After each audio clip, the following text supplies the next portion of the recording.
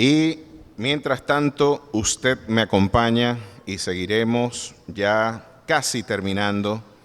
Me da nostalgia decirlo, con la vida y con la aproximación biográfica que hemos brindado a la vida del dulce cantor de Israel.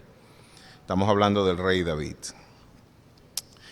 En Segunda de Samuel, por favor, vamos a quedarnos allí en el capítulo 12, donde nos habíamos quedado, no nos habíamos quedado en el censo, pero habíamos dejado en el tintero algunos conceptos interesantes de la vida de el dulce cantor de Israel. Este hombre que congrega interesantísimas y complejas variables dentro de la constitución de su personalidad, que de alguna manera vale la pena que usted traiga a memoria y que las ejercite como principio de búsqueda espiritual. Habíamos dejado en el tintero las experiencias disfuncionales de la vida familiar de David. Habíamos visto que me ha llamado mucho la atención que quizás uno de los sectores más vulnerables del liderazgo espiritual tiene que ser precisamente la familia. La familia se ha convertido pues en un formidable escollo para muchos que de alguna manera presiden y adelantan la obra del Señor. Quizás por el afán, ¿verdad?, de querer honrar un compromiso tan solemne, podemos descuidar aspectos esenciales de nuestra vida personal, de nuestra dimensión privada, de nuestra dimensión familiar, y creo que esto es uno de los grandes costos que de nosotros no tener presentes en nuestra labor ministerial puede cobrarnos una elevadísima factura.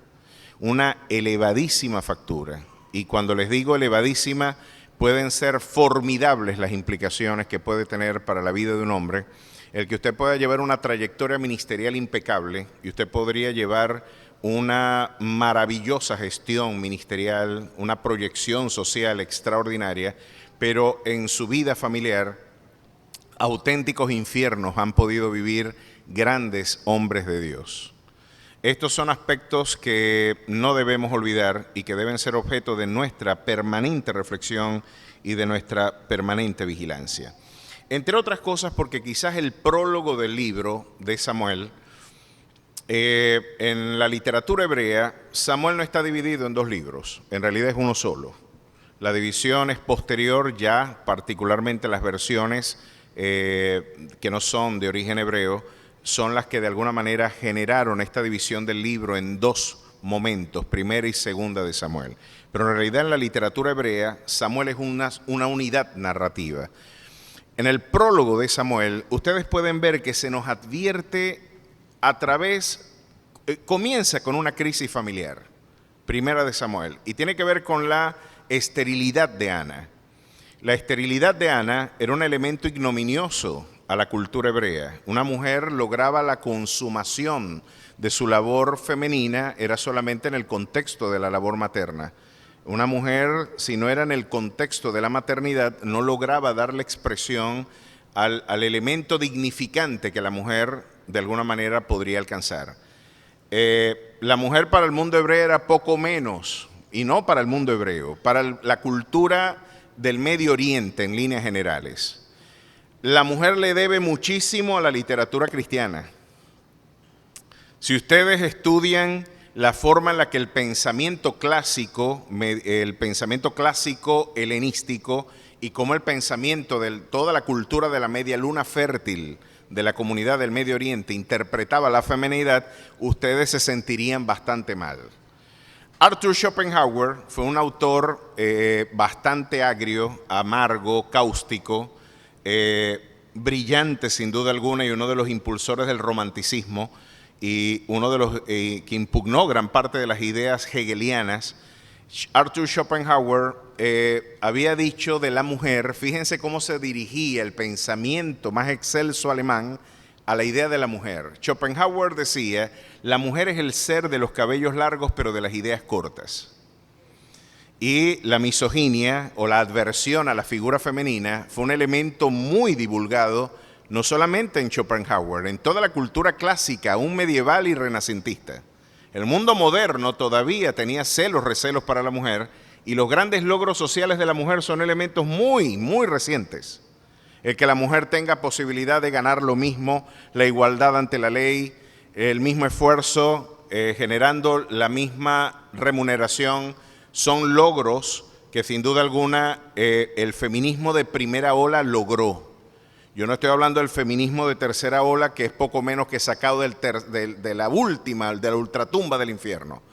Estamos hablando de aquellos que dijeron, ¿por qué si la Escritura dice que ahora en Cristo Jesús no hay varón ni mujer, siervo ni libre, sino que todos somos uno en Cristo Jesús? ¿Por qué vamos a generar una sociedad cristiana que segregue a la mujer en términos de derechos civiles?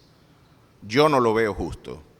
Yo veo que si una mujer trabaja, debería ganar lo mismo que el mismo esfuerzo que emprende un hombre.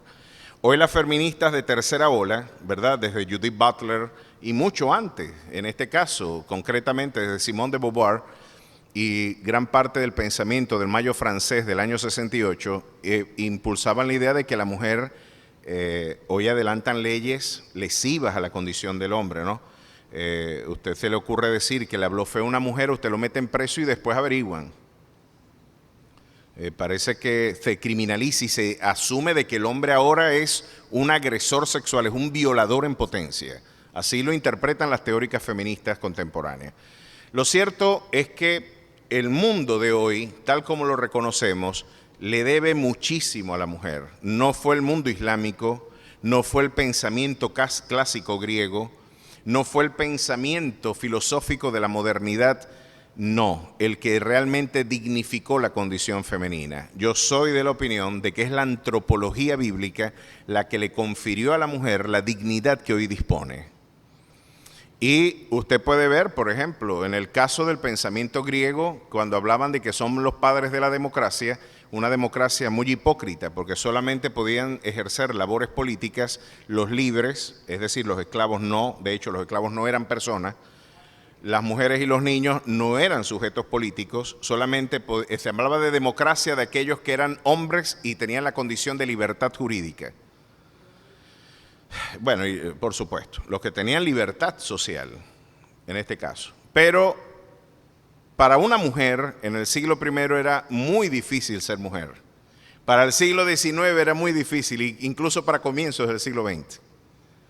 Así que usted quizás no puede entender gran parte del drama de Primera de Samuel porque usted vive en una sociedad donde hemos logrado cierto estatus de esplendor jurídico y social, de igualdad ante la ley. Pero aquí nos encontramos ante una crisis familiar y la crisis familiar engendró de alguna manera un conflicto también, por supuesto, el problema de la maternidad de Ana, y viene Samuel al mundo y viene a reivindicar la condición denigrada, el vejamen en el que estuvo Ana, y luego usted verá cómo Dios y ella consagró en voto, ¿verdad?, de consagración a Samuel, y lo lleva al templo. Pero nos ponen como ejemplo después a una familia también profundamente disfuncional, que fue la familia de Elí. Elí, como sumo sacerdote, tuvo unas labores, sin duda alguna, quizás fue un hombre extraordinario en términos ministeriales, pero sus dos hijos eran dos sinvergüenzas, dos de 7 suelas. Los tipos los ponían a cuidar el templo y se acostaban con las mujeres que cuidaban y velaban alrededor del templo. Robaban de lo que la gente llevaba como sacrificio al templo. Llevaban, y los tipos comían y se llevaban lo que correspondía, que debía ser objeto de sacrificio. En lugar de consagrarlo de alguna manera a Jehová, ellos tristemente se lo entregaban, lo asumían para ellos. Y dice la Escritura que ellos enseñaron al pueblo a tener en poco el sacrificio que Jehová había demandado al pueblo. Tenían una vida libertina, una vida de licencias morales, y ustedes pueden ver que tristemente el Señor nos dice en su palabra que ya Jehová había procurado matarlos. Y Jehová dijo, los voy a matar. Y usted no se sorprenda que estemos empleando ese verbo, porque en Primera de Samuel, acompáñenme un momentito, acompáñenme acá al capítulo 2, Dios mismo en los labios de Ana, miren lo que dice, capítulo 2, verso 6 de Primera de Samuel dice así: Jehová mata y él da vida. Él hace descender al Seol y hace subir. Jehová empobrece y enriquece, abate y enaltece. Para la teología de la prosperidad contemporánea, Dios da vida, pero no mata. Dios enriquece, pero no empobrece. Para esa perspectiva, ¿verdad?, donde la soberanía de Dios es pecaminosa, porque como nos recordaba Charles Spurgeon, la idea de la soberanía de Dios es muy poco popular en el mundo de hoy, y no solamente en el mundo de hoy, ya lo decía William Baxter, el que niega la soberanía de Dios está apuñaleando la divinidad de nuestro Dios. No, este es un Dios hecho a la carta. Nos trae mucha idea, nos gusta la idea de un Dios que da vida, que da abundancia, pero la idea de un Dios que mata, la idea de un Dios que empobrece, que Dios no se siente en ese trono, porque el que esté sentado en ese trono hace crujir los dientes de su criatura.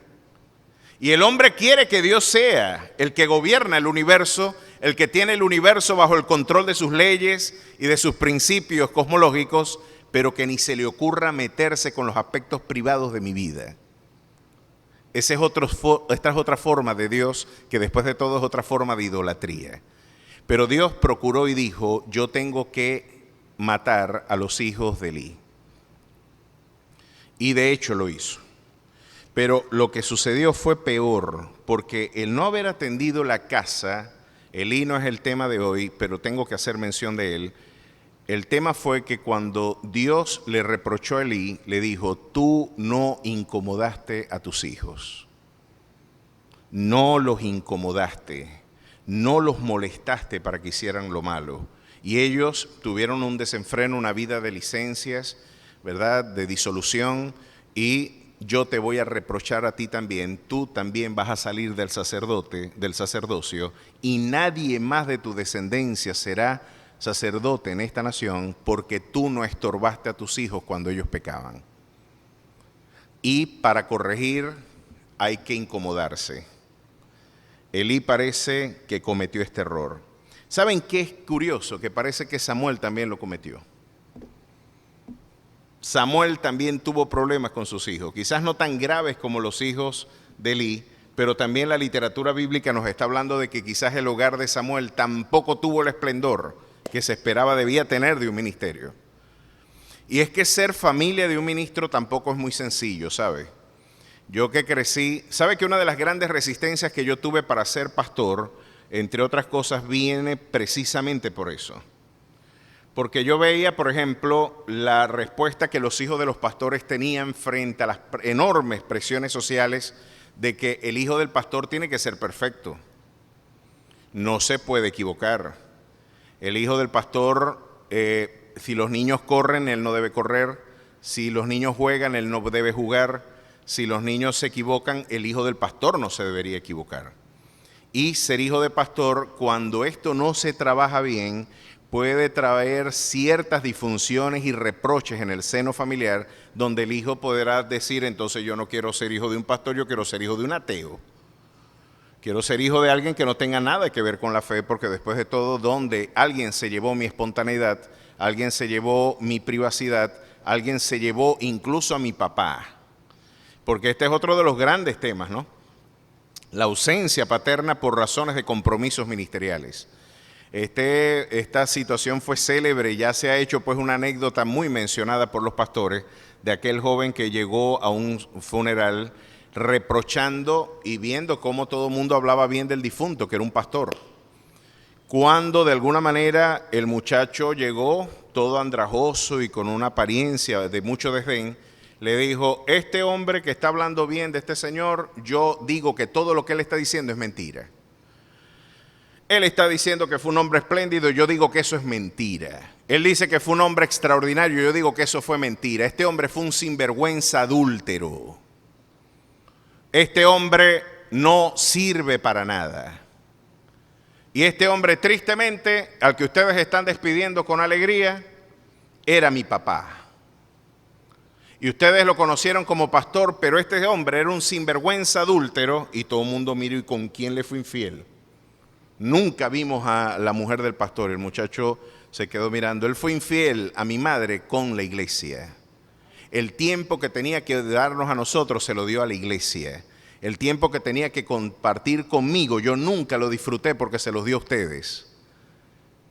Este lugar me robó a mi padre y le robó el marido a mi madre. Y por lo tanto ese es un adúltero, un bombillo de Porsche. Alumbra solamente para afuera y no hay luz para adentro. Duras palabras para una vida de servicio en donde muchos de nosotros torpemente quizás hemos ofrecido a nuestros familiares en el altar del servicio. Pero ¿será que estamos condenados a vivir así? Claro que no. Claro que no.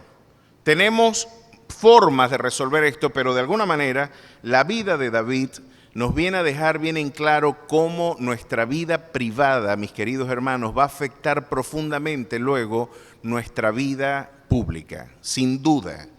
Mis queridos hermanos, y antes de hablar de este episodio, yo les invito a que abran su Biblia en Gálatas capítulo 6, por favor, y vamos a ver cómo estas solemnes palabras hoy se hacen vida en la vida del dulce cantor de Israel.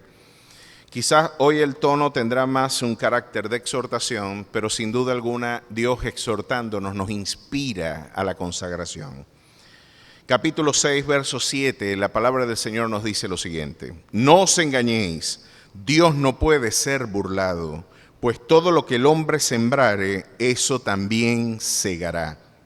Porque el que siembra para su carne, de la carne segará corrupción, mas el que siembra para el Espíritu, del Espíritu segará vida eterna. No nos cansemos pues de hacer el bien, porque a su tiempo segaremos si no desmayamos. Que el Señor bendiga su palabra en este día. Dios y Padre Celestial, como siempre, al encomendarnos al fiel cuidado de tu gracia, lo hacemos en el ruego de que tú hables a nuestras vidas, transformes, corrijas, exhortes, edifiques, oh Dios, nuestro corazón, y seas tú, oh Dios, cumpliendo tu propósito para el cual tú la has enviado. Háblanos, transfórmanos, haznos de nuevo si es necesario, pero que tu voz prevalezca en nuestras vidas como fundamento de nuestra libertad. En Cristo Jesús. Amén. Y volvemos a Samuel 12. Y ustedes recordarán aquel episodio triste de David, donde ahora David, después de un momento de gran esplendor personal, llega el momento de su inefable fracaso moral. Estamos ante un episodio que nos recuerda algo muy interesante y que usted debe discriminar. Ya Pablo nos estaba diciendo, si tú piensas que puedes caminar de puntillas en el reino, en el palacio del rey, y tú crees que tus obras no van a tener consecuencias, no te equivoques. No creas que el Dios de gracia, al que tú has conocido como un Dios de misericordia, de perdón, de segundas oportunidades, es un Dios que tú puedes caminar de puntillas sin que Él se dé cuenta y que tú puedes tomar senderos y atajos, ¿verdad?, para que Él no esté apercibido. Vamos a hacer algunas muecas para que Él no pueda de alguna manera interpretar o discernir hacia donde yo me dirijo. No te olvides que el Dios de esta casa, mi querido hermano, tiene ojos como llama de fuego.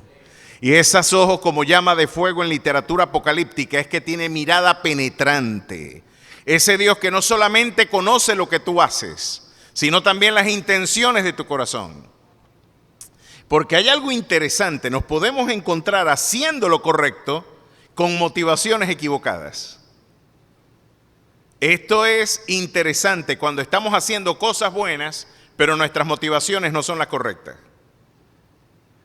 Podemos predicar, podemos tomar agendas que podrían parecer de mucho esplendor espiritual, pero nuestras motivaciones no son honestas.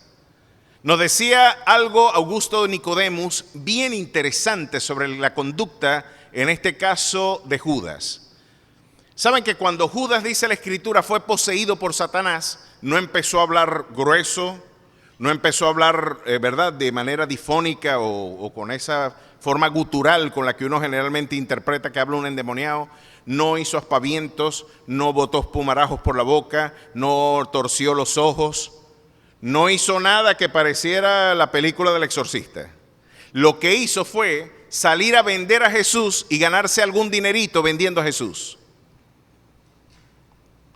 A lo que Augusto Nicodemo llega como conclusión, parece que ahorita hay más gente endemoniada de lo que nosotros estamos pensando. Aquellos que empezaron a tarifar y a vender a Jesús. Así que puede haber gente haciendo lo correcto con motivaciones equivocadas. Pero el Dios que tiene como ojos como llama de fuego, ya Pablo decía, algunos predican por contención y otros por auténticamente llevar la gloria del Señor, pero sea en una o en otra ocasión, Cristo será glorificado. Ya el Señor se arreglará, ¿verdad?, con las motivaciones de la gente. Pero lo que Pablo nos ayuda a discernir es que Dios no pasa desapercibido aún esos aspectos tan parecieran banales de nuestra experiencia cotidiana. Y esto es algo que usted no debe olvidar y que quizás David en su momento de esplendor olvidó. Saben que el peligro del éxito es que nosotros tenemos la impresión de que somos inexpugnables, de que como todo está saliendo bien, yo puedo controlar las variables que pueden causar alguna consecuencia. Y mi querido hermano, usted toma la idea de una ficción de control de las circunstancias de la que usted no es soberano. Tú no eres soberano ni del pálpito de tu corazón. Porque ese corazón usted quiere que lata, pero el que le tiene la medida y la hora exacta es el Rey de Reyes y Señor de Señores. Él es el que tiene el control y sabe hasta cuándo va a latir ese corazón. Así que cosas que se supone son muy mías, yo no las gobierno. Pero integridad es cuando usted se dice la verdad a usted mismo.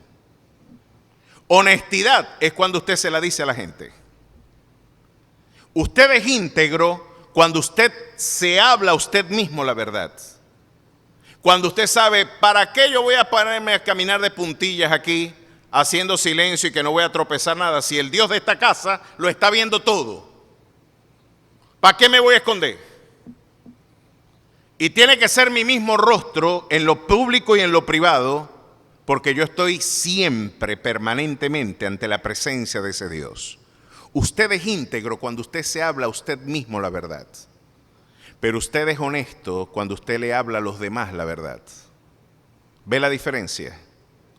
Siempre el íntegro será honesto. Y oramos a nuestro Dios porque hay gente que puede ser honesta al decirle la verdad a otros, pero no se la está diciendo a sí mismo y no son íntegros. Así que en última instancia, ¿qué sucede con la psiquis del hombre que no es íntegro? Mi querido hermano, el núcleo de la salud emocional es la autoestimación. Y cuando usted se miente a usted mismo, usted empieza a dudar de usted. Y usted empieza a perder valor por usted mismo. Y usted empieza a desconfiar de usted porque usted se está mintiendo a usted mismo.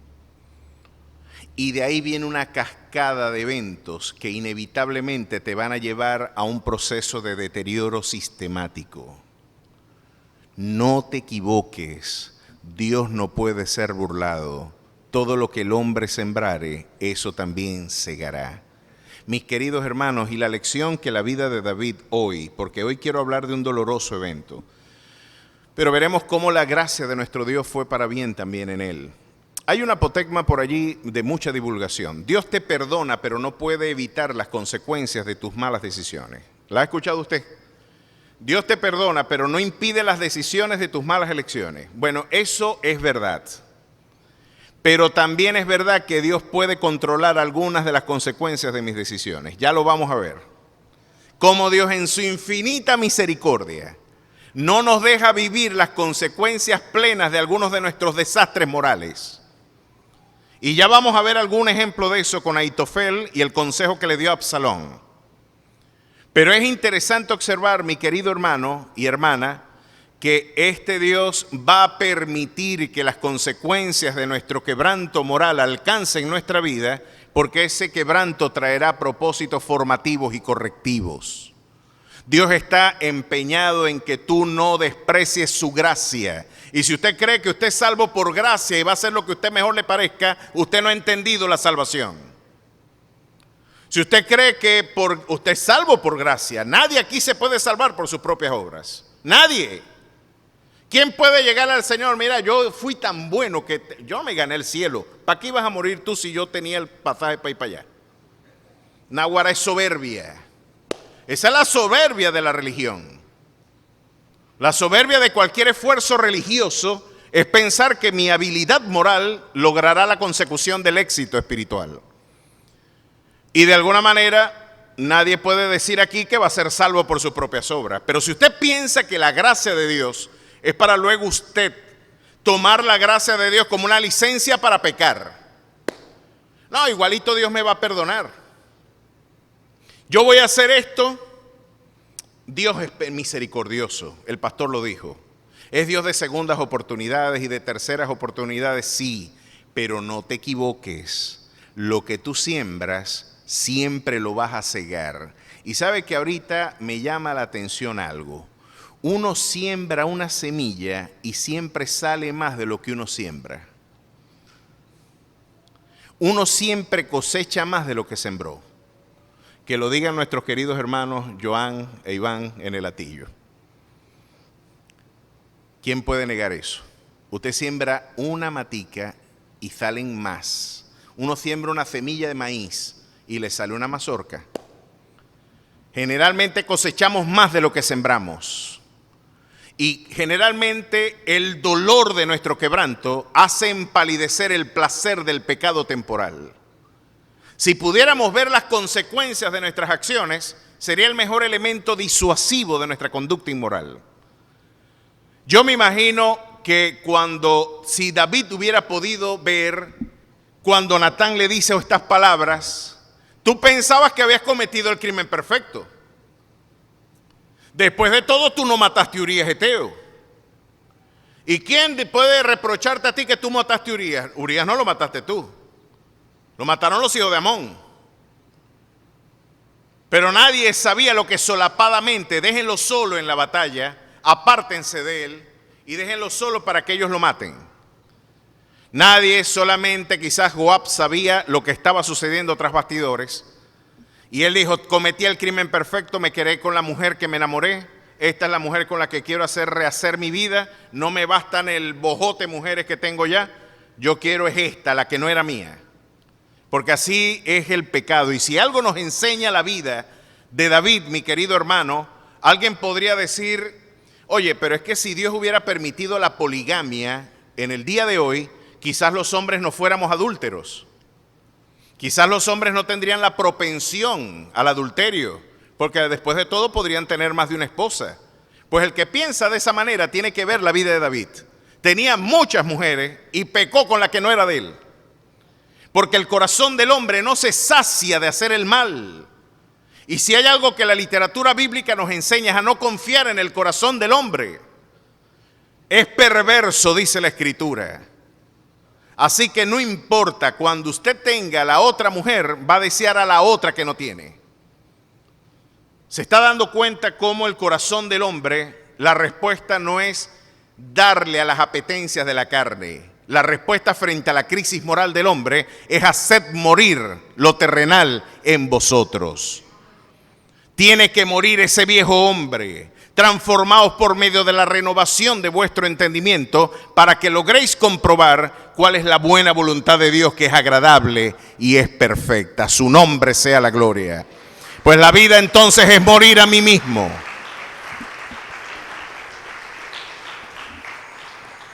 David podía haber saciado su ímpetu sexual con un harén de mujeres que tenía. Pero no, así de selectivo es el pecado. No, lo seductor es, porque dice la Escritura que el pan comido a escondidas es más sabroso. El vértigo, la adrenalina de lo prohibido puede seducirte más que el placer legítimo. Esa es la ventaja que tiene el amante sobre la auténtica esposa. No es que es más mujer que usted, es que la mujer, la adúltera, está ofreciendo el vértigo de lo prohibido. Y eso es algo que usted debe tener en cuenta porque las mujeres sufren una profunda lesión en su autoestimación cuando el marido de alguna manera es infiel. Porque parece que en términos psicológicos lo que te están diciendo es que pusieron en una balanza a una mujer y a otra y la otra pesó más que yo. ¿Soy menos mujer que la mujer con la que me fuiste infiel? No, lo que sucede es que aquella ofreció el camino del vértigo, de la adrenalina y de la compulsión mórbida que es inherente al corazón del hombre. Pero miren, ese placer temporal de David luego se convirtió en una amarga experiencia que yo estoy seguro que si David le hubieran pasado una película de lo que él tuvo que vivir después de su decisión, lo más probable es que David hubiera recogido sin duda alguna. Pero miren las palabras solemnes que le dice Natán. Verso 7 del capítulo 12. Tú eres aquel hombre. Tú eres el hombre al que tú repruebas. Tú eres el hombre que no quieres ser.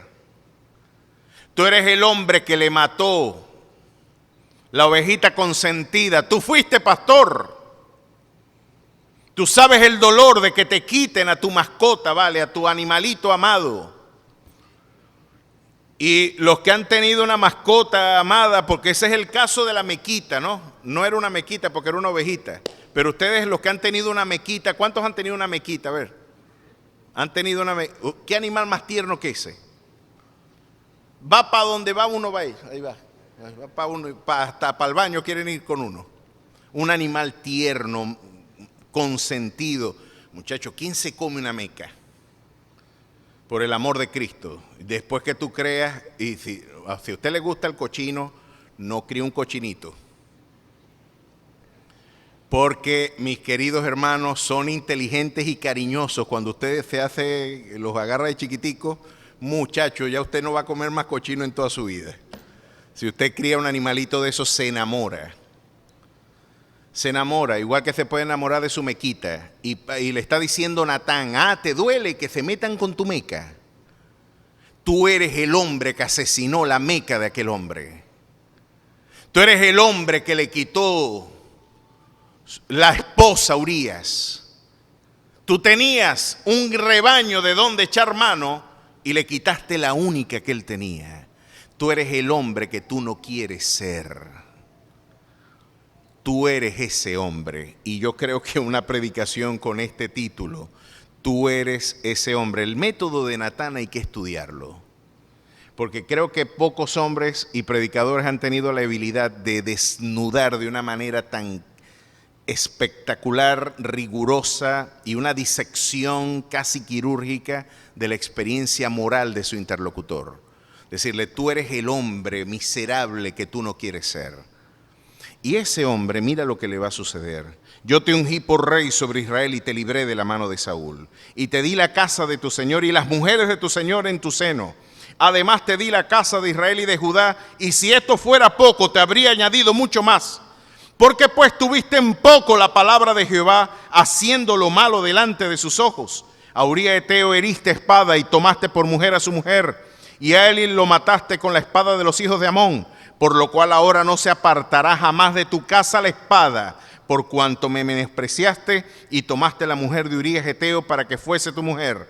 Así ha dicho Jehová, he aquí yo haré levantar el mal sobre ti, de tu misma casa, y tomaré tus mujeres delante de tus ojos, y las daré a tu prójimo, el cual yacerá con tus mujeres a la vista del sol. Porque tú lo hiciste en secreto, mas yo haré esto delante de todo Israel y a pleno sol. ¿Qué le parece? Siempre recogemos más de lo que sembramos, mi querido hermano. Y pareciera que aquí como un verso para armonizar esta realidad, valdría la pena traer a memoria Gálatas, ¿verdad? Y recordar aquella afirmación paulina, aquella lapidaria afirmación, no erréis. No te equivoques que por el éxito que tú tienes, no te equivoques por la gracia que Dios inmerecidamente ha reposado en ti, no te equivoques por toda tu trayectoria, por todo el esplendor social que puedas adquirir, por todo el éxito que hoy puedas disfrutar. no te equivoques. Si tú hierras el blanco, vas a tener consecuencias. Y generalmente vas a recoger más de lo que sembraste. Mis queridos hermanos, esto es real. Y miren lo que de alguna manera sucedió con David. Si usted pasa unas páginas más adelante, en el capítulo 13 va a darse cuenta de lo disfuncional de esta familia. Una familia totalmente disfuncional. David fue un hombre de guerra, un hombre de esplendor social, pero estuvo ausente familiarmente. Fue un hombre que parece que sus omisiones familiares luego tuvieron formidables consecuencias personales. Una de esas omisiones tuvo que ver quizás con la formación de sus hijos. En el capítulo 13, miren lo que sucedió como consecuencia del abandono familiar de David, del adulterio de David, porque el hombre de alguna manera se olvidó de sus otros hijos o de sus otras familias por quizás atender el caso que ahora lo tenía ya bien comprometido, que era su adulterio. Habría que ver todas las ausencias, las complejidades intrafamiliares que tuvo que haber tenido como consecuencia el adulterio con Betsabé, y miren una de ellas. Aconteció después de esto que teniendo Absalón, hijo de David, una hermana hermosa que se llamaba Tamar, se enamoró de ella Amón, hijo de David. Amón se enamoró de su media hermana. Y esto fue una lujuria incestuosa, porque enamorarse de su hermana no es su media hermana. Era su media hermana, era la hija de su padre, pero no la hija de su madre. Absalón y Tamar sí eran hijos de una sola madre. Pero en el caso de Amón, era otra mujer de David, pero eran hermanos de igual manera. Usted le podrá parecer esto extraño, pero en las culturas semíticas había muchas familias que se formaban por la unión de dos medios hermanos. De hecho, la fundación de Israel se hizo en la unión de la fundación de una pareja de hermanos, Abraham y Sara. Eran medios hermanos. Eran medios hermanos, y esto de alguna manera nos trae una interesante implicación, ¿no? Luego usted verá cómo luego Jacob se casa con dos hermanas, Raquel y Lea, y era muy común esto que para nosotros es una suerte de incesto, y que luego la legislación mosaica pone reglas de no casarse, ¿verdad?, de esta manera. Sin embargo, culturalmente había cierta anuencia, ciertas licencias que permitían el encuentro de parejas de este tipo. Lo cierto es que Amón se enamoró de su hermana y era una mujer bellísima. Luego, para que ustedes se hagan una idea, los muñecos que tuvo David por hijo, porque la Biblia dice que David era hermoso de ojos y de buen parecer. Y yo les decía a ustedes que la Biblia no dice cosas de gratis. Si dice que eran bonitos es porque eran bien bonitos. Luego dice de Betsabé que era muy hermosa. Y que la Biblia haga una exageración, eso tampoco es común. Imagínense el monumental mujer que tuvo que haber sido Betsabé para que la Biblia haya reiterado eso de manera tan enfática. No, era muy hermosa. Me imagino el espectáculo de mujer que debe haber sido. Pues de Absalón dice la Escritura que no hubo un hombre más alabado en toda su belleza en Israel que Absalón. Que desde la coronilla hasta la planta del pie no tenía un solo defecto, dice la Escritura. Y eso lo dice como un detalle editorial muy interesante. La experiencia que luego nos dice Samuel más adelante en el momento de su rebelión. Pero lo interesante, mi querido hermano, de todo este proceso es que ya usted puede ver lo complejo y disfuncional del hogar de David. Oye, que un hijo le esté poniendo la mirada a su hermana y que su papá no se esté enterando de lo que está pasando. ¿Con quién se está juntando mi muchacho? Porque ese es otro problema, ¿con quién se están juntando?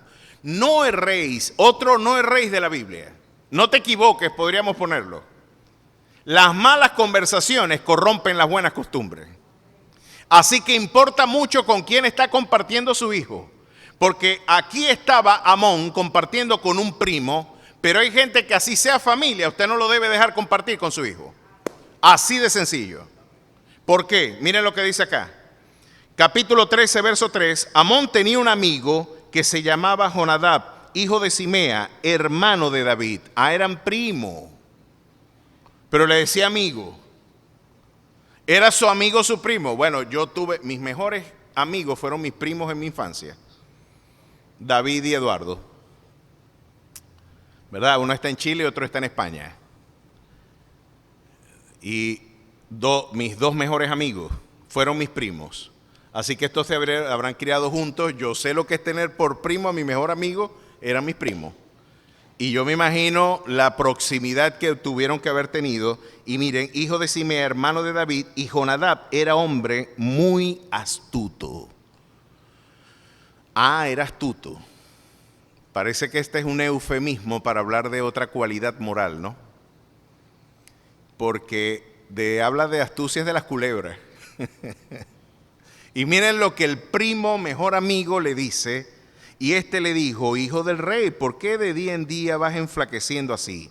No me lo descubrirás a mí. Y Amón le respondió: yo amo a Tamar, la hermana de Absalón, mi hermano. Y Jonadab le dijo: acuéstate en tu cama y finge que estás enfermo, y cuando tu padre viniera a visitarte, dile: te ruego que venga mi hermana Tamar para que me dé de comer y prepare delante de mí alguna vianda para que al verla yo la coma de su mano.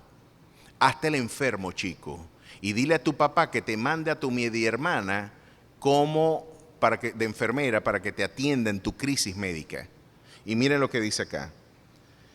Y Jonadab le dijo: acuéstate en tu cama. Se acostó pues Amón y fingió que estaba enfermo. Y vino el rey a visitarle.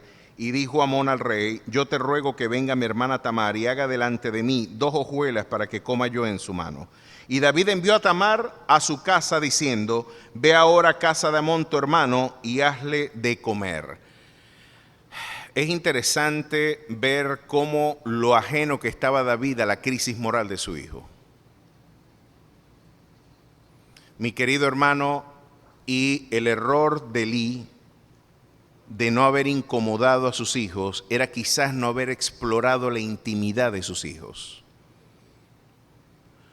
Quizás tenemos temor a conocer lo que está pasando con ellos. Quizás preferimos evitar el duelo del encuentro, o más bien del desencuentro con una realidad inmoral, y darnos cuenta que quizás lo que más amamos está en un delito. Usted quizás mira por otro lado porque le espanta quizás ver a los ojos de su hijo que después de todo es un agresor. Hace falta mucho carácter y mucha valentía, por lo que estoy viendo, para ser padre. Y yo doy gloria a Dios por mi querida y amada madre. Ahí la tengo y yo le doy gloria a Dios porque miren, a mí me pegaban hasta por si acaso.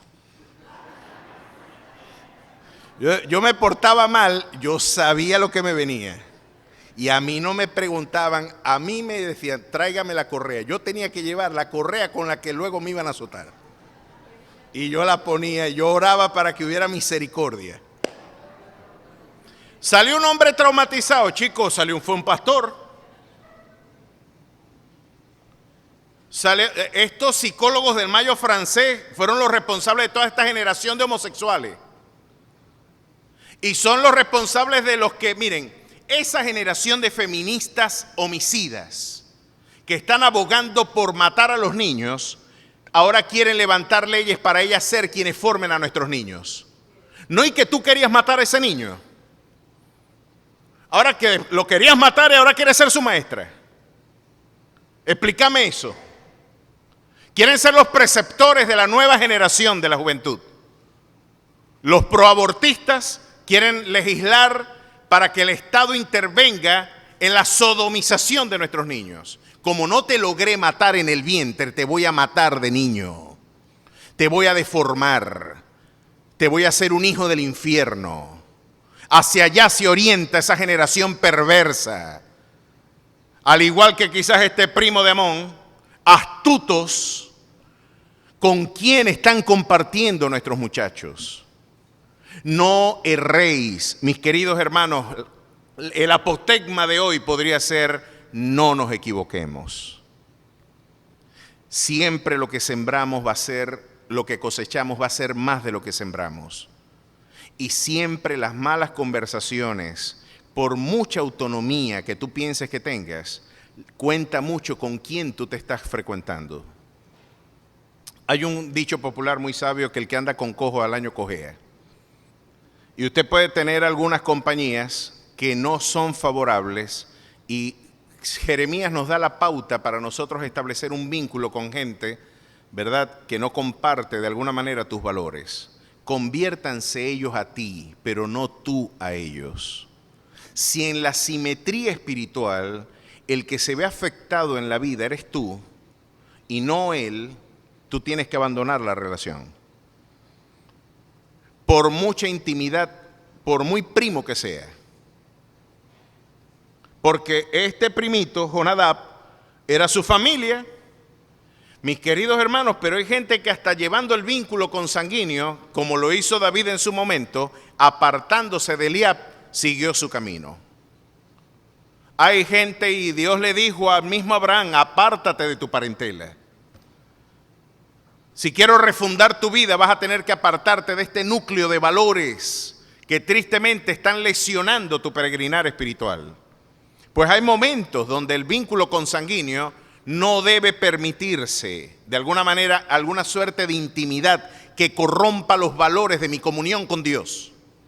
Si por razón de que es mi familia yo empiezo a abandonar mi fe, chico, tú estás entonces en una paradoja.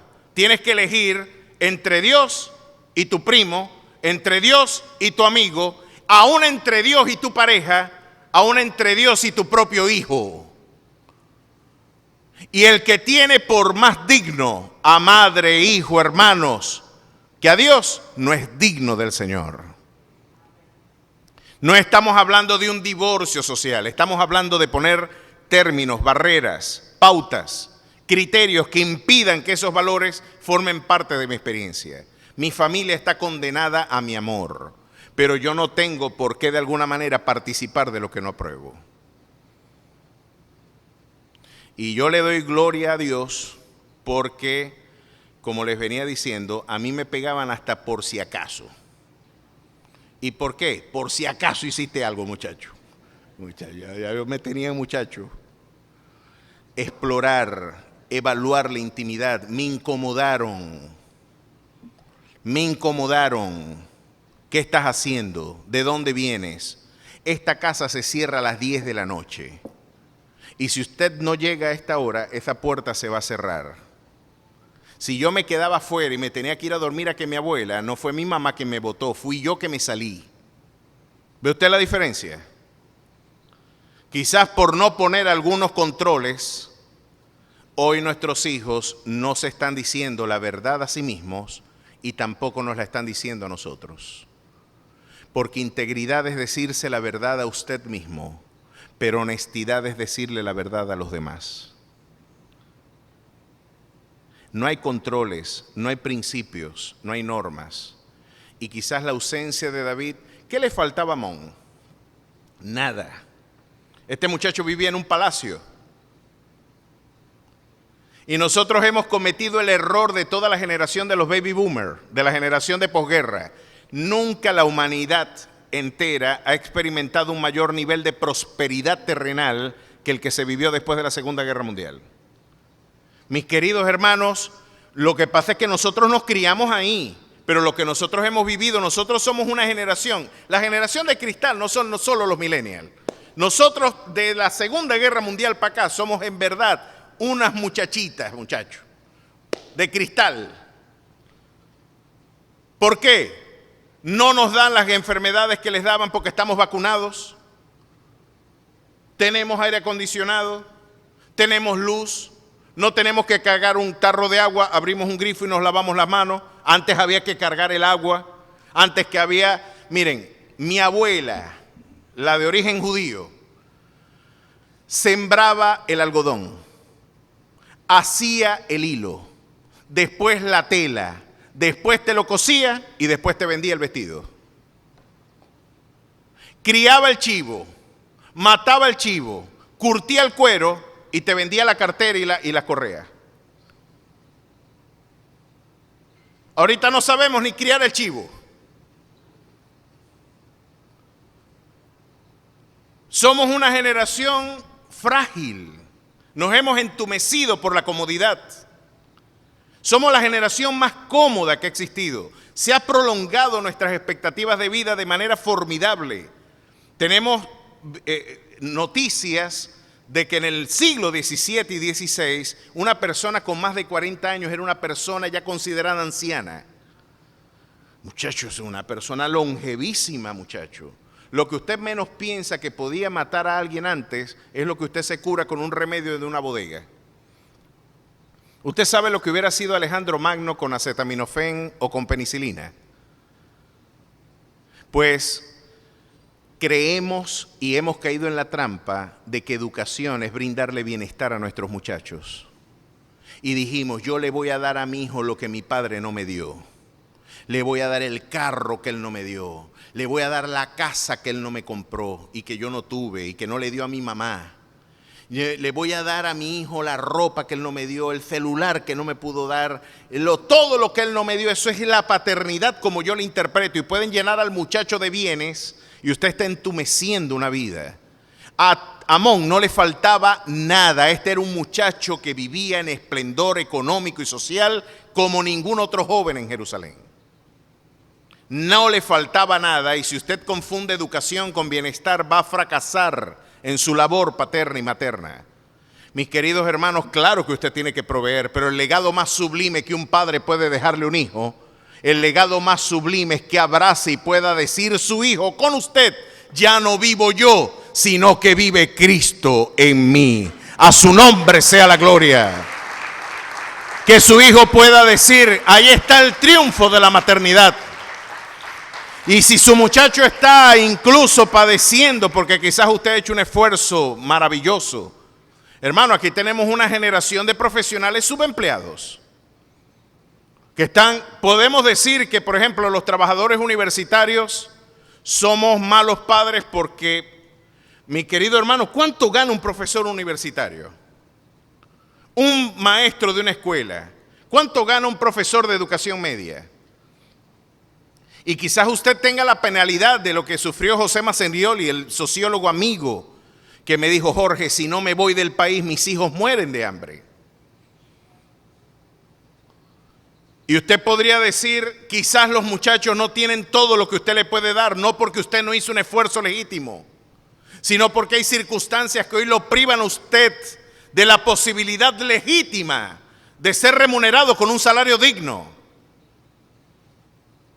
Pero si usted logra que su hijo diga, ya no vivo yo, sino que vive Cristo en mí, el niño no podrá tener nada en el banco, pero lo tiene todo. Quizás usted económicamente no pudo darle todo, pero si le dio a Cristo, le dio todo. Si ese niño fue sembrado en la palabra del Señor, no se preocupe, que hay promesa de bendición para el que medita en la ley de Jehová de día y de noche, que será como árbol plantado junto a corrientes de agua, que dará su fruto en su tiempo y su hoja no cae, y todo lo que hace prosperará. Así que espere la prosperidad de su niño cuando él medite permanentemente en la palabra de su Dios. Ahora puede ver la diferencia, ¿no? David le dio todo, pero se olvidó de la comunión. Chico, dejaste tu vida devocional para ti solo. ¿No le resulta a usted interesante que el hijo del compositor de este salmo, Dios bendito de la gloria, mira la excelsa de la vida de este salmista? Mira lo que cantaba David. Pacientemente esperé a Jehová y se inclinó a mí y oyó mi clamor y me hizo sacar del pozo de la desesperación, del lodo cenagoso. Puso mis pies sobre peña y enderezó mis pasos. Puso luego en mi boca cántico nuevo, alabanza a nuestro Dios. Verán esto mucho y temerán y confiarán en Jehová. Bienaventurado el hombre que puso en Jehová su confianza y no mira a los soberbios ni a los que se desvían tras la mentira. Qué maravilloso, no encubrí tu justicia dentro de mi corazón. He publicado tu fidelidad y tu salvación. No oculté tu misericordia y tu verdad en grande asamblea. ¿Puede usted creer que un compositor de este nivel tenga ahora un hijo que esté meditando cómo violar a su hermana? ¿Qué pasó aquí? Y el muchacho hizo eso metió, se hizo el enfermo, la hermana terminó siendo su enfermera, mandó a sacar a todo mundo de su residencia, que vivía en un palacio, y violó a su hermana. Violó a Tamar. Y su hermana le decía, David envió a Tamar. Mire lo que ella le comentaba y le suplicaba, y cuando ella se las puso delante para que comiese, asió de ella y le dijo, ven hermana mía, acuéstate conmigo. Ella entonces le respondió, no hermano mío, no me hagas violencia, porque no se debe hacer así en Israel, no hagas tal vileza, porque ¿a dónde iría yo con mi deshonra? Y aún tú serías estimado como uno de los perversos en Israel. Te ruego pues ahora que hables al rey, que él no me negará a ti. Pídeme en matrimonio, pero no me hagas esto. Tenía la posibilidad de casarse con ella, es increíble. Le estaba dando el camino. Y el hombre dice, mas él no la quiso oír, porque si tú no quieres escuchar a Dios, ¿qué te hace pensar que te van a escuchar a ti? ¿Sabe que este es el problema que yo tengo con las jóvenes que quieren tener relaciones de noviazgo con una persona que no comparte su fe? Mi querido hermano, ¿qué comunión tiene Cristo con Belial o la luz con las tinieblas? Te vas a dar cuenta que después de que la curva del romance descienda, porque esa curva desciende, cuando llegue el nivel de convivencia donde los valores de la fe son los que entran en conflicto, cuando tú quieras bautizar, cuando tú quieras presentar al niño y la mujer lo quiera bautizar, o viceversa, cuando vamos a definir con qué valores, si vamos a servir a la chinita o a la coromoto o solamente a Jesucristo. Cuando se tengan que definir valores fundamentales del horizonte de la familia, ahí es donde tú te vas a dar cuenta que no hay forma de convivir con esos valores, porque esa no es tu habitación espiritual. ¿Y qué te hace pensar que alguien que no escuchó a Dios te va a escuchar a ti?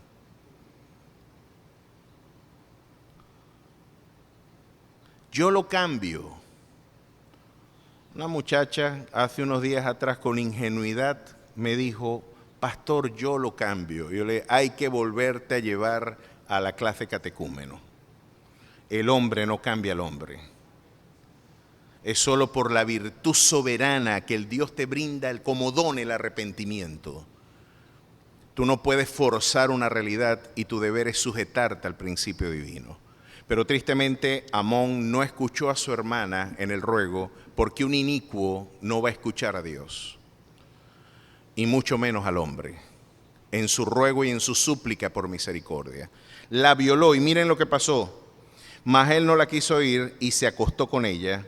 Luego la aborreció Amón con tan gran aborrecimiento que el odio con que la aborreció fue mayor que el amor con el que la había amado, y le dijo a Amón, levántate y vete. Después que la violó, después que hizo vejamen de ella, después la tuvo tan en poco que la mandó a sacar a patadas del apartamento.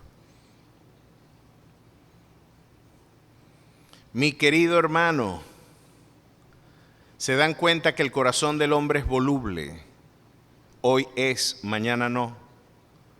Eso sucede, y a pesar de que estoy forzando homiléticamente el texto, porque no estoy hablando de un matrimonio, estoy hablando de un incesto y peor aún de una violación, ¿qué te hace pensar que esa persona con la que tú crees puede formar tu vida si no tiene a Cristo? Me dice, él es bueno, extraordinario pastor, es un hombre bueno, pero le falta a Cristo, casi nada. Y cuando me dicen, él es bueno, y yo digo por dentro, en coco. Todo lo que usted haga en coco es sabroso. Usted cómase un chivo en coco, un pollo en coco. Los colombianos hacen arroz en coco. Eso, compadre, es cosa seria. Y yo digo, él es bueno en coco. No hay manera de corregirlo. ¿Qué te hace pensar que ese romántico que te habló palabras dulces en la intimidad, después que logre lo que persigue, no va a cambiar su relación contigo? Mis queridos hermanos, no estamos hablando de matrimonio, pero podemos ver la condición del hombre en su dimensión terrenal, y sin Cristo la Escritura dice que el hombre está a merced del enemigo. Es decir, usted va a tener por suegro a Satanás. Es interesante esta experiencia. Lo cierto es que ahora esto atesoró una experiencia muy dolorosa, y cuando ella salió corriendo de allí, salió apresurada, gritando, echó ceniza, rompió su vestido de colores que le habían dado a las princesas del templo, estaba ataviada como una princesa, rompió su vestido, se arrojó en ceniza y empezó a clamar y salió gritando por las calles de Jerusalén. Cuando su hermano Absalón se enteró que le habían violado a la hermana, dice la Escritura esto, verso 22, mas Absalón no habló con Amnón, ni malo ni bueno. Y aquí empezó a cumplirse lo que Natán le dijo a David que iba a suceder como consecuencia de su pecado.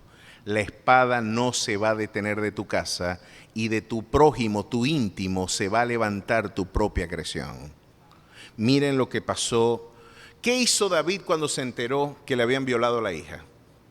Su mismo hermano, porque no es un delincuente. Yo estoy seguro que si hubiera sido otro, lo hubieran picado en pedacitos como a los bocachicos, ¿verdad? En Maracaibo hay un pescado con mucha espina que lo pican así. Muchachos, yo me imagino que lo hubieran rebanado si no hubiera sido Amnón, el consentido de David, ¿verdad? Su preferido, su hijo, de hecho, imagínense, su hijo varón, quizás el heredero al trono, el muchacho consentido de la casa. Si no hubiera sido él el agresor, ¿qué le hubiera pasado al agresor en realidad? Pero miren lo único que la Biblia nos dice que David hizo cuando se enteró lo que su hijo hizo. Capítulo 13, verso 21. Aquí está, y usted puede interpretar la ausencia paterna de David. Luego que el rey David oyó todo esto, se enojó mucho.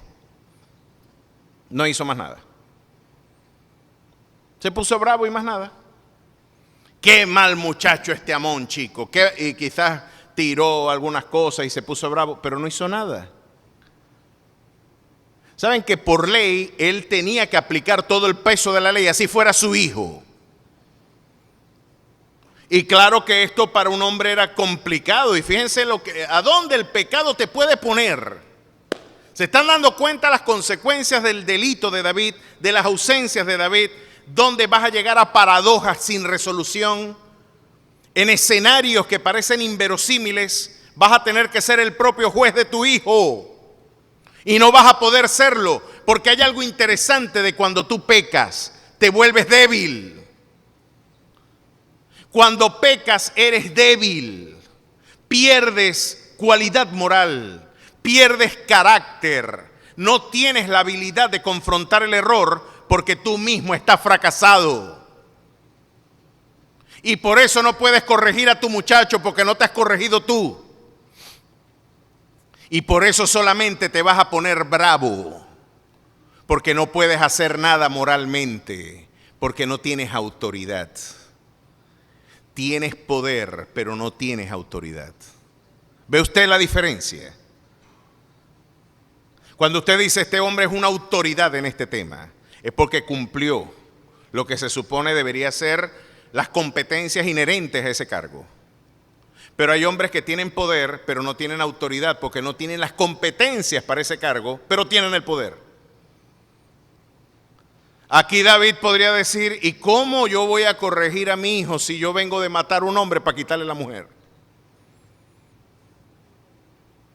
Se está dando cuenta cómo te puede poner débil el pecado, mi querido hermano, te debilita, te incapacita para poder ejercer luego con firmeza la justicia. Se puso bravo, eso fue todo lo que hizo. Se enojó mucho, no nos dice más nada la Biblia. Y dejó correr el agua, vamos a mirar para otro lado, vamos a dejar que Amnón esto siga. Y Absalón dijo, va a quedarse así. No voy a hablar ni bien ni mal, porque ahora hay una hiel de amargura en el corazón de Absalón. Y se pasaron muchos soles sobre la ira de Absalón.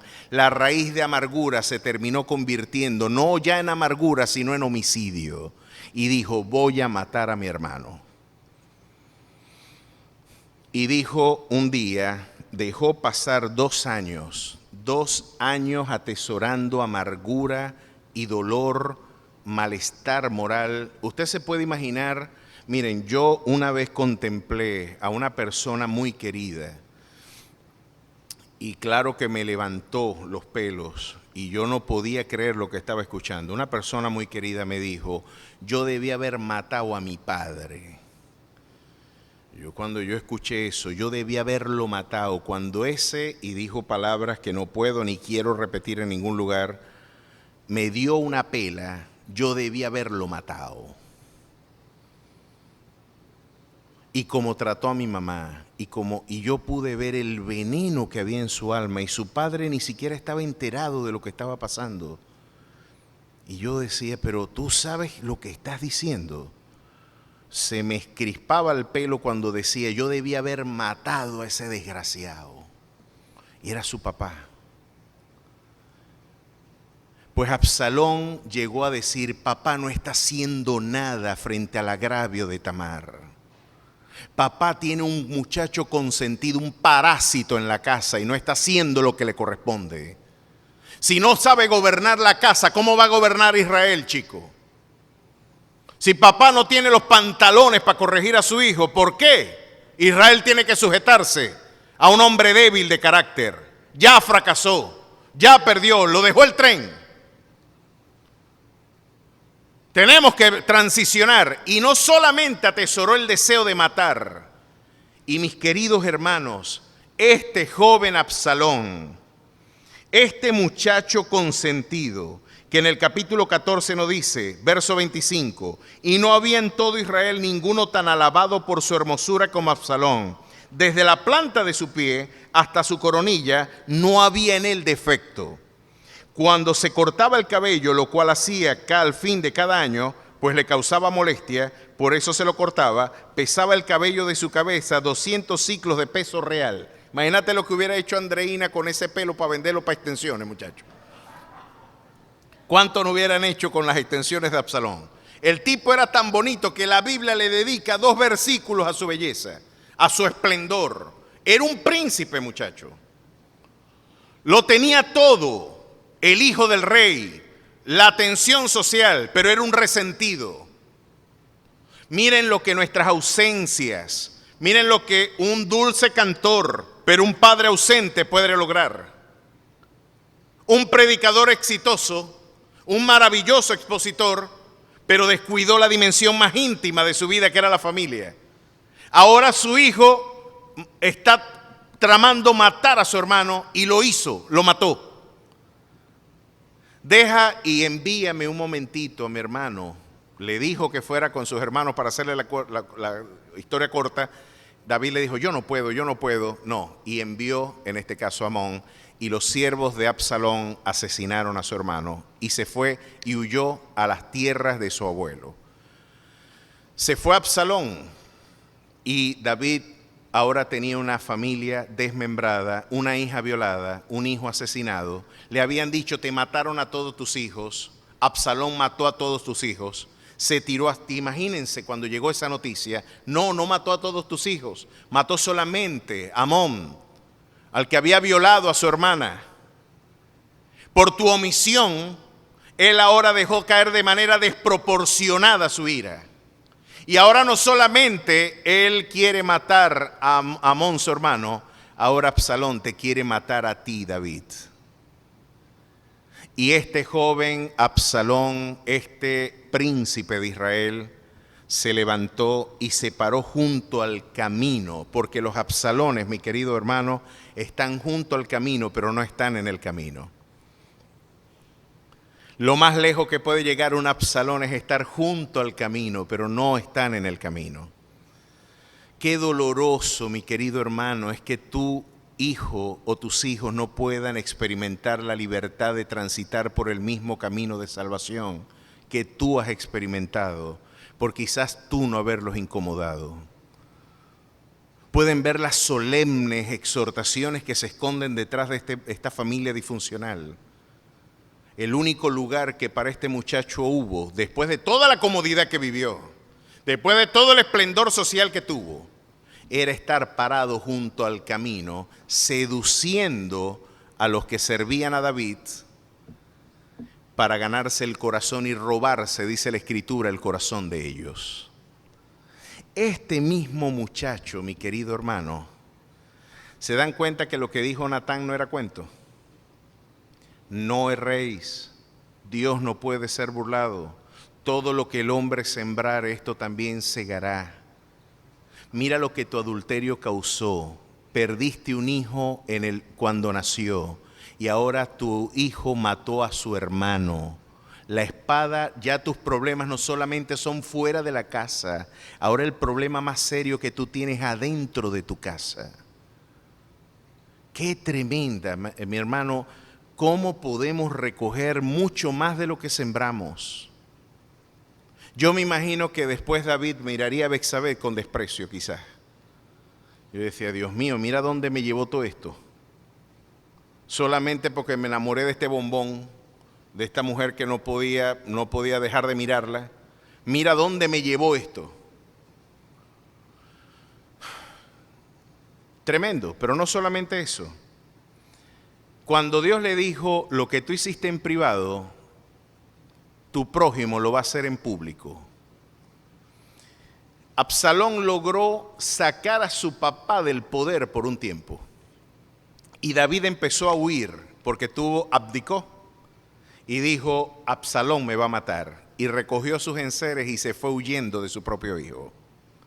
Lo interesante de todo esto, mi hermano, esto que resulta inverosímil para nosotros, es que Aitofel, el consejero de David, el más fino consejero, porque mis queridos hermanos, a veces los hombres que están en el poder en realidad son solamente una figura que está moviéndose detrás de una manioreta mucho más compleja.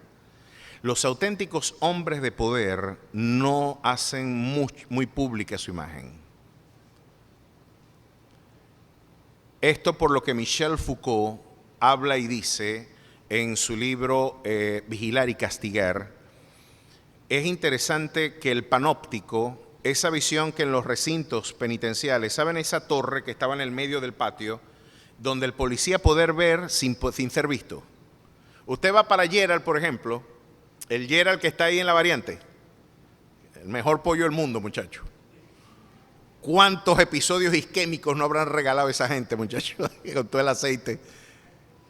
Pero, como dijo, pero qué buena manera de morirse, muchachos. Con un pollo frito de eso. Yo le estaba quitando la piel a un pollito de ese, un amigo mío. Yo viajo 300 kilómetros para comerme ese pellejo. Y vos lo vas a botar, muchachos. De vino de Maracaibo nomás comes eso. Bueno, usted va para ese Gerald y se asoma y usted ve unas paredes de vidrio que está ahí, y usted cree que eso es decorativo.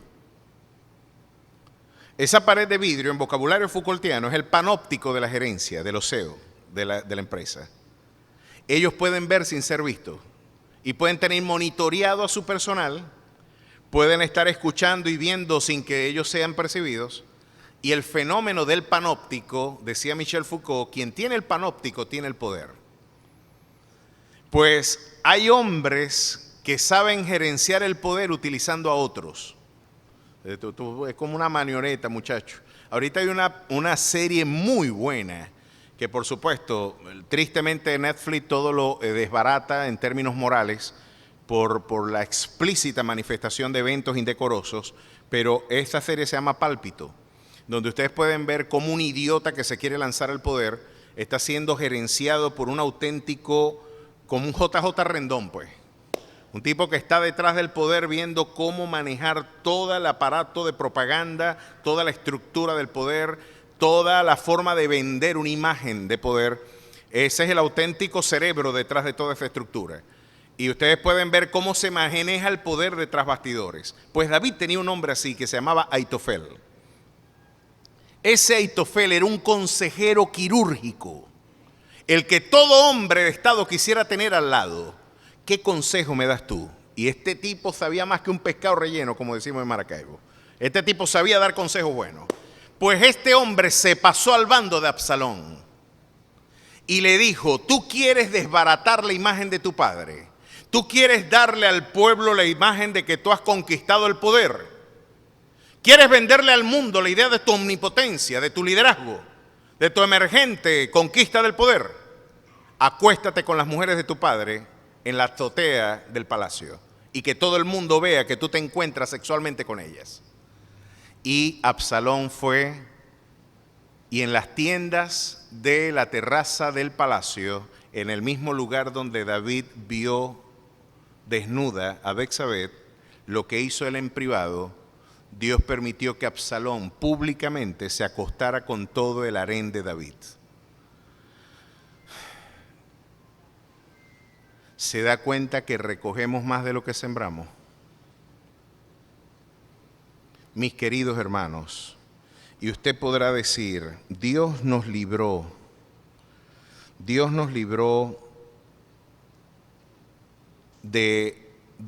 nos perdonó, pero no nos libró de las consecuencias. Yo creo que es verdad en parte. Usted se va a equivocar y usted va a lidiar con algunas consecuencias dolorosas en su vida. Usted va a tener que lidiar con cosas que sembró que no quisiera recoger. Pero Dios es tan misericordioso, mi querido hermano, que si es verdad que hay consecuencias que no podemos evitar, hay otras que Dios en su infinita misericordia sí controla. Saben que estuvo a un movimiento político, Absalón, de desbaratar el reinado de David por un consejo extraordinario que Ahitofel le había dado. Ahitofel le dijo, mira, persigue y aniquila a tu papá porque lo vas a desbaratar en un segundo si tú lo atacas ahorita. Si tú lo atacas ahorita, lo desbaratas. Atácalo, anda con todo y ya la transición de poder será inevitable porque tú no persigues a un pueblo, tú persigues solamente a un hombre. Mata a tu padre y te quedas con el poder. Pero Usai, de alguna manera otro consejero que solapadamente estaba en la corte del rey, le dijo, el consejo esta vez de Ahitofel no es bueno. Pero lo interesante de esto, mis queridos hermanos, es que la Escritura nos señala de que Dios iba a entorpecer el acertado consejo de Ahitofel. Es decir, hasta la manera correcta en la que pueden mis adversarios obrar en contra de mí, Dios puede entorpecer eso también. Y lo interesante es que el consejo de Ahitofel era el correcto. Maten a David y te quedas con el poder. Es vulnerable tu papá en este momento. No tiene todo el bastión de resistencia con el que podrá hacer frente a tu embestida en este momento. No lo tiene. Ataca en este momento. Es la hora de cometer este movimiento. ¿Lo haces ahora o es nunca? Y Usai le dijo, no, hay que tomar otras determinaciones. Y Dios le desbarató el consejo a Ahitofel. Y Ahitofel dijo, si Absalón no hace esto, David va a volver al poder. ¿Y saben qué? Ahitofel se suicidó al saber que Absalón no iba a tomar el consejo que él había brindado. Sabía tanto Ahitofel que sabía que la mala decisión de Absalón iba a tener consecuencias nefastas para el programa de gobierno y de transición de Absalón. Pues mucha soberbia también había allí, tantas cosas. Pero aquí yo puedo ver cómo quirúrgicamente Dios impidió providencialmente una de las tantas consecuencias que pudieron de alguna manera entorpecer los propósitos para la vida de David. ¿Qué puedo yo concluir entonces? Mis queridos hermanos, claro que vamos a recoger más de lo que sembramos.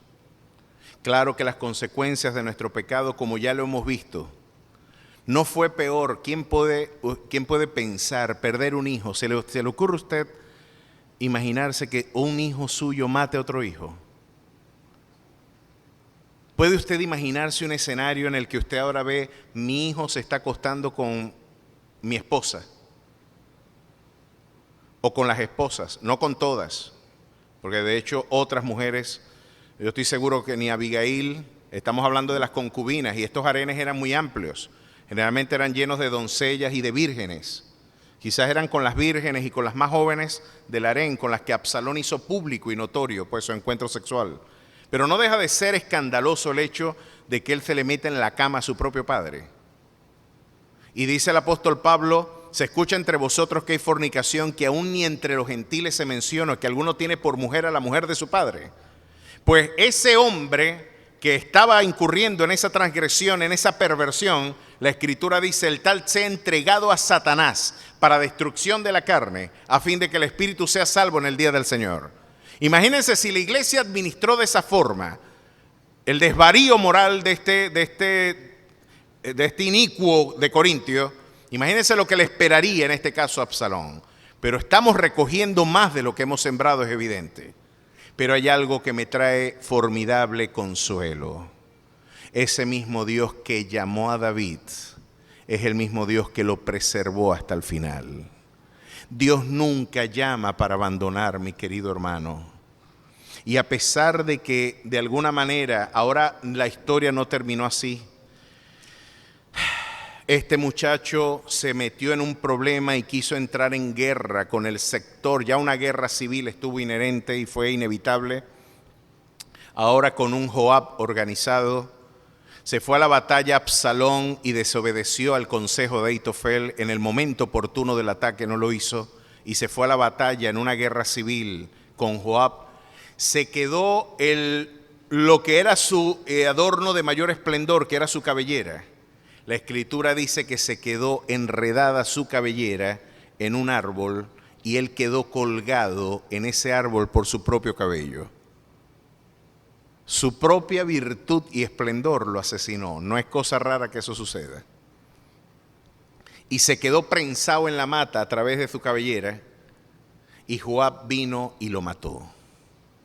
Y ahora nos encontramos con una de las lágrimas más terribles que de alguna manera usted puede encontrarse en la Biblia, en 2 de Samuel, capítulo 18, verso 33.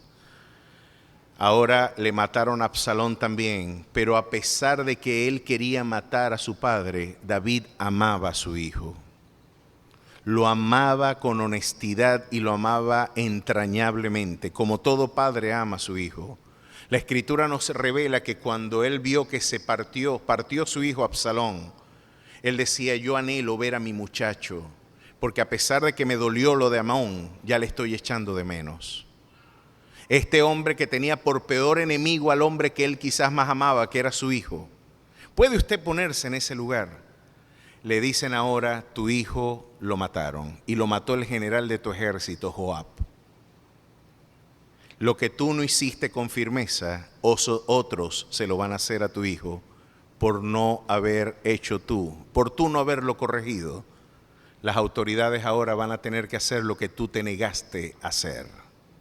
Te lo mataron.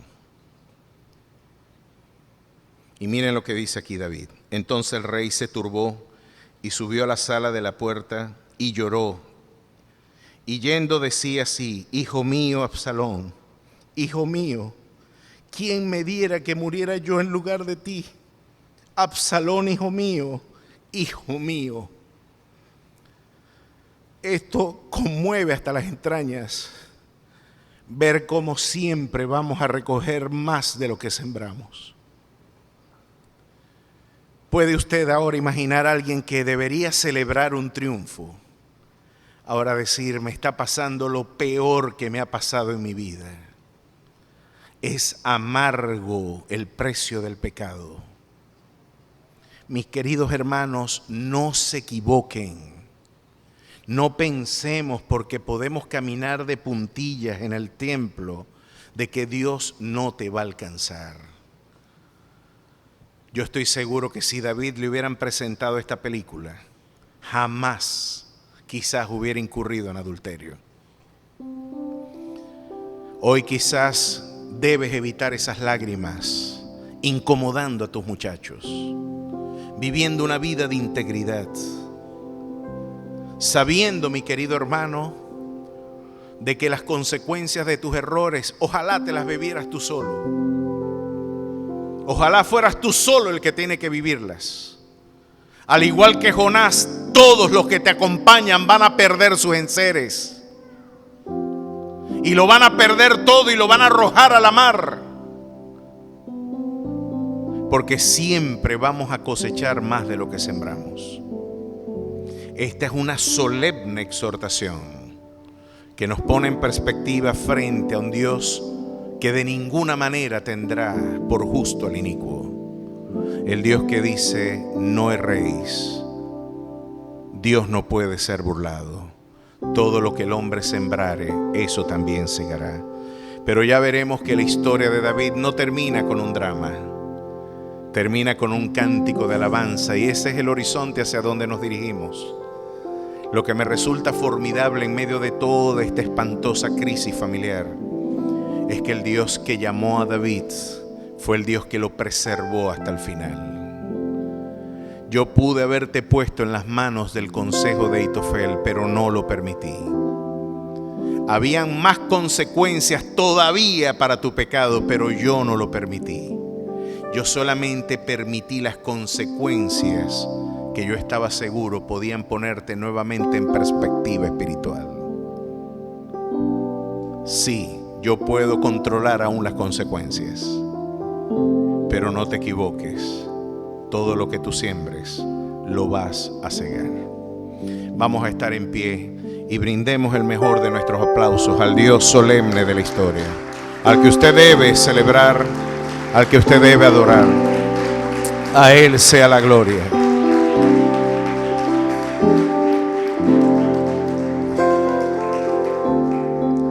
Ojalá que no tengamos que llorar un hijo así, nunca, nunca. Ojalá que no tengamos que decir: ¿quién me diera morir por ti, hijo mío? Así que para que esto no suceda, mi querido hermano, haga de su hogar un auténtico altar. Bautice a sus hijos en la palabra del Señor. Más allá de los bienes de este mundo, esfuércese porque ellos puedan decir: ya no vivo yo, sino que vive Cristo en mí. Amén.